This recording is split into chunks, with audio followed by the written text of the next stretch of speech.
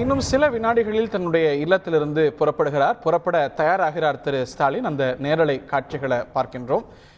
திமுகவின் கொடி தாங்கி அவருடைய வாகனம் புறப்பட இருக்கிறது. அவர் இல்லம் திரும்பும் பொழுது தேசிய கொடி தாங்கியிருக்கும். தமிழ்நாட்டு அரசின் முதலமைச்சராக பொறுப்பேற்றிருப்பார். இதோ முதற் காட்சிகள். திமுக தலைவர் சீஃப் மினிஸ்டர் எலெக்ட் திரு மு.க. ஸ்டாலின் தன்னுடைய இல்லத்திலிருந்து புறப்படக்கூடிய காட்சிகளை பார்க்கின்றோம். உடன் அவருடைய துணைவியார் துர்கா ஸ்டாலின் அவர்கள் அவருடைய வாகனத்தில் கிளம்பக்கூடிய காட்சிகளை பார்க்கின்றோம். இதோ தன்னுடைய ஆழ்வார்பேட்டை இல்லத்திலிருந்து புறப்பட்டு விட்டார் திமுகவின் தலைவர். தமிழ்நாட்டு அரசின் அடுத்த முதலமைச்சராக பொறுப்பேற்க அவருடைய வாகனத்தில் திமுக கொடி பறக்கிறது. மீண்டும் வரும்பொழுது தேசிய மூவர்ண கொடி தாங்கி இந்த வாகனம் புறப்பட்டு வரும். தமிழ்நாட்டு அரசின் அடுத்த முதலமைச்சராக இன்னும் சற்று நேரத்தில் அவர் பொறுப்பேற்றவுடன் அவருடைய இல்லத்திலிருந்து கிளம்பிவிட்டார்.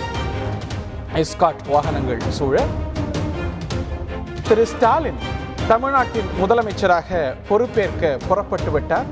முக்கிய விருந்தினர்கள் ஆளுநர் மாளிகைக்கு வருகை தந்து விட்டார்கள்.